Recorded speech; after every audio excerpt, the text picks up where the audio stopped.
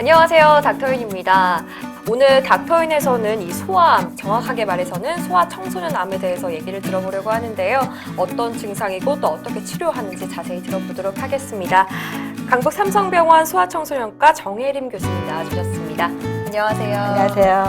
소아암에 대한 이 얘기를 하려고 하는데 일단 주변에서 좀 편견이 많이 있는 것 같아요. 일단 암이라는 거는 이제 악성 종양인데 전염되는 질환이 절대 아닌데도 그런 질환으로 오인될 수도 있고요. 네. 소아청소년 암 환자는 아무래도 이제 치료 중에 부작용으로 머리 탈모도 일어나고 또 항상 마스크 착용을 하게 되고 네. 뭐 체육 시간이나 이런 데 같이 참여하지도 못하고 잦은 입원으로 자꾸 결석을 하게 됩니다. 네. 이제 어린 친구들이 이해를 못하고 조금 따돌림을 하거나 할 수도 있어서 마음의 상처를 많이 받을 수가 있어요.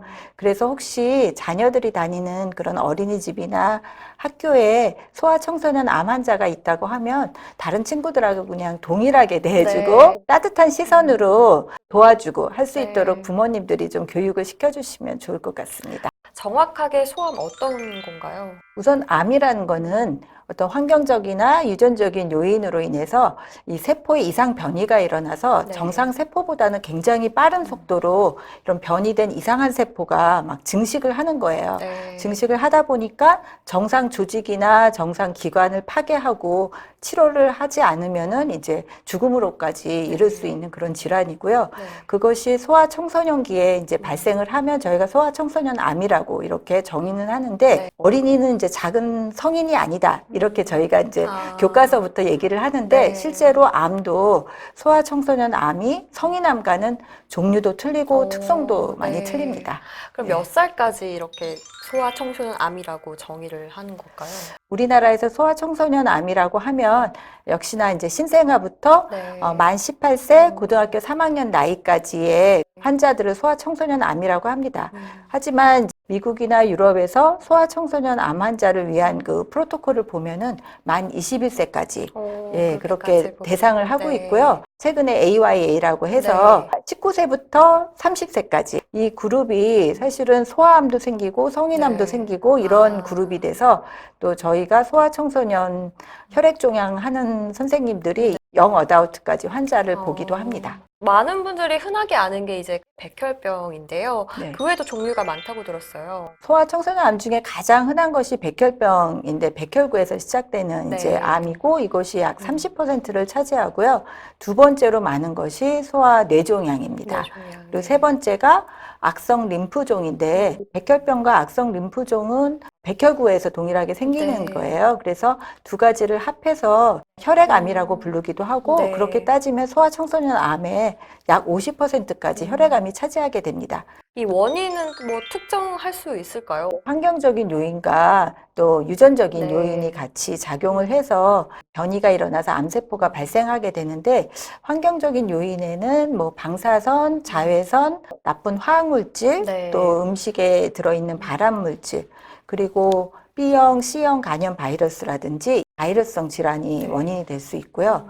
또 유전적인 요인도 있어서 암 억제 유전자나 뭐 암 유전자라는 것이 있는데 그런 것이 이상 변이가 일어나서 증폭이나 뭐 소실되고 했을 때 암이 발생할 수가 있습니다. 네. 형제들이 있다. 그러면 한 아이가 이제 소아암을 겪게 됐으면 나머지 다른 아이도 이렇게 겪지 않을까 이런 걱정도 하세요. 대부분의 암이 부모나 선대로부터 유전자를 이어받아서 암이 발생하는 것은 아니라서 네. 형제나 또 그 자손에 유전 내려줄까봐 네. 크게 걱정을 하거나 할 필요는 없는데 망막모세포종 같은 경우에는 이제 유전성 망막모세포종이 35%에 달하고 네. 또 실제로 환자의 뭐 형제나 또 자손의 한 40%에서 발생할 수도 있어서 네. 가족력이 있는 망막모세포종 환자는 신생아 때부터 눈 검사를 좀 잘 받도록 하고 네. 그래서 또 조기 발견할 수 있는 기회가 될 수 있습니다.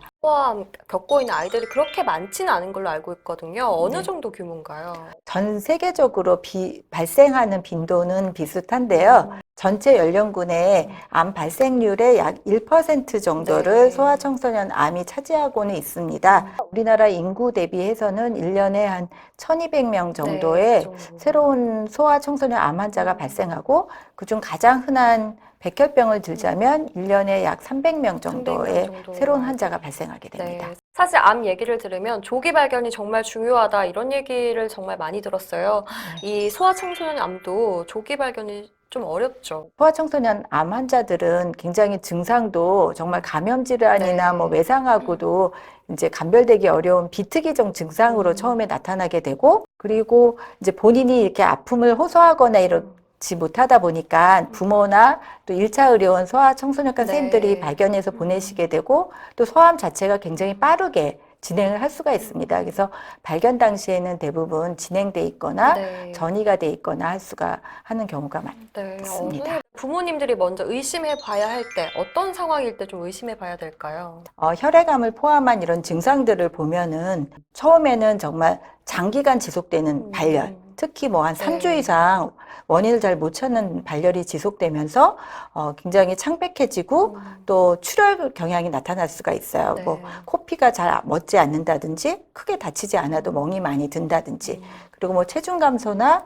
땀을 많이 흘린다든지 일도 일어날 수가 있고, 네. 뇌종양 같은 경우에는 이제 두통이 오게 되는데 특히 아침에 두통이 오면서 구토도 동반될 수 있고, 네. 또 점차 심해지는 두통이 있을 때도 이제 의심을 해봐야 되고, 네. 다른 이제 고형종양 같은 경우에는 이제 덩어리로 발생을 하지만 네. 복부 팽만이 오거나 또 우연히 뭐 목욕하다가 어떤 종괴를 만지거나, 망막 모세포종 같은 경우는 이제 백색 동공, 뭐 이런 사시 이런 거로 나타날 수가 있습니다. 혈액암 같은 경우에는 혈액 검사도 하지만 네. 이제 골수 검사를 해서 진단을 내리게 되고요. 네. 고형종양 같은 경우에는 뭐 CT, MRI, 뭐 초음파 이런 검사를 한 다음에 이제 의심이 되면은 조직 검사를 통해서 확진이 돼야 네. 되고요. 이렇게 확진이 된 다음에 저희가 또 병기를 진단을 해서 이제 고위험군 또는 표준위험군으로 나누게 됩니다. 어떤 치료가 좀 이루어질까요? 소아청소년 암은 대부분 이제 화학요법을 많이 네. 하게 되는데요. 빨리 증식하는 암세포를 타겟으로 해서 네. 이제 치료를 목표로 하고 있지만, 당연히 이제 정상세포에도 그 약이 가면서 영향을 주게 됩니다. 네. 그래서 치료를 하다 보면은 이제 정상적인 백혈구나 또 적혈구, 혈소판 감소증이 오면서 감염이 오기도 하고, 네. 또 빈혈이 와서 수혈을 받기도 하고, 또 혈소판 떨어지면서 출혈이 돼서 혈소판 수혈을 받게 되기도 합니다. 완치율이 좀 높은 편인가요? 비교적 화학요법의 반응이 좋고 또 치료 방법이 계속 발달을 하게 됨에 따라서 전체 소아암의 이제 5년 생존율, 그러니까 즉 완치율이라고도 말할 수 네. 있는데 80%에 달하고 있습니다.